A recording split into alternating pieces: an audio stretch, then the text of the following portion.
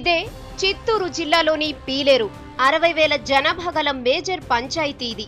2 ఏళ్ల కిందటి వరకు పీలేరును ఎవ్వరూ పట్టించుకునేవారు కాదు.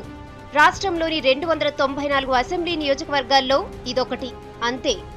అయితే నల్లారి కిరణ్ కుమార్ రెడ్డి ముఖ్యమంత్రి అయ్యాక పీలేరు దశ తిరిగింది. అప్పటి వరకు అభివృద్ధికి దూరంగా ఉన్న పీలేరు సెగ్మెంట్ రూపురేఖలు మారిపోవడం మొదలైంది. నియోజకవర్గంలోని కలికిరి, కేవీపల్లె, వాల్మీకిపురం, కలకడ మండలాలకు దరిద్రం పట్టినట్లు అదృష్టం పట్టింది. నియోజకవర్గానికి టాప్ ప్రయారిటీ ఇవ్వడం మొదలెట్టారు అధికారులు. ఎక్కడెక్కడి ప్రాజెక్టులు పీలేరుకు తరలివచ్చాయి. నిధులు వరదలా పారడం ప్రారంభమైంది.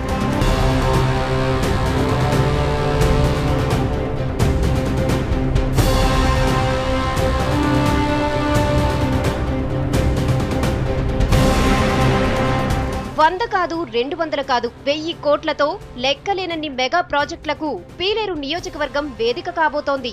మొత్తం 12,500 ఎకరాల్లో ఈ ప్రాజెక్టులు కొలువు తీరడానికి సర్కార్ రంగం సిద్ధం చేసింది.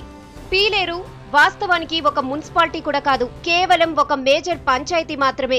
ప్రత్యేకంగా పీలేరు అర్బన్ డెవలప్మెంట్ అథారిటీని ఏర్పాటు చేసింది. నియోజకవర్గంలోని కలికరికి మండలానికి సెంట్రల్ పారామిలిటరీ ఫోర్సెస్ శిక్షణా కేంద్రం మంజూరైంది. ఈ శిక్షణా కేంద్రానికి అనుబంధంగా ఫైరింగ్ రేంజ్ సెంటర్ ఏర్పాటు చేస్తున్నారు.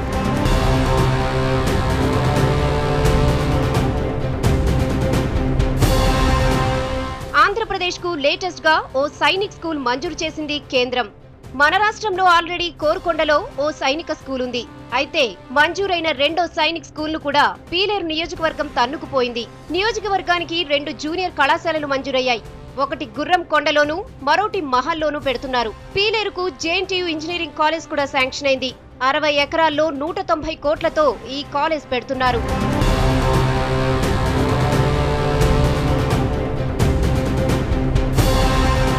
మైనార్టీ విద్యార్థులకు స్టడీ సర్కిల్ కూడా పీలేరులోనే ఏర్పాటైంది. అలాగే పోస్ట్ మెట్రిక్ మైనార్టీ స్టూడెంట్స్ కు ₹1 కోటి ప్రత్యేక హాస్టల్ కూడా మంజూరైంది. నియోజకవర్గంలోని కలకడ, కేవీపల్లె, కలికరికి మండలాల్లో నీటి సమస్య పరిష్కారానికి అనేక పథకాలు మంజూరు చేసింది రాష్ట్ర ప్రభుత్వం. ముఖ్యమంత్రి నియోజకవర్గం అయినంత మాత్రాన అభివృద్ధి పథకాలు అమలు చేయకూడదని ఎవరు అనరు.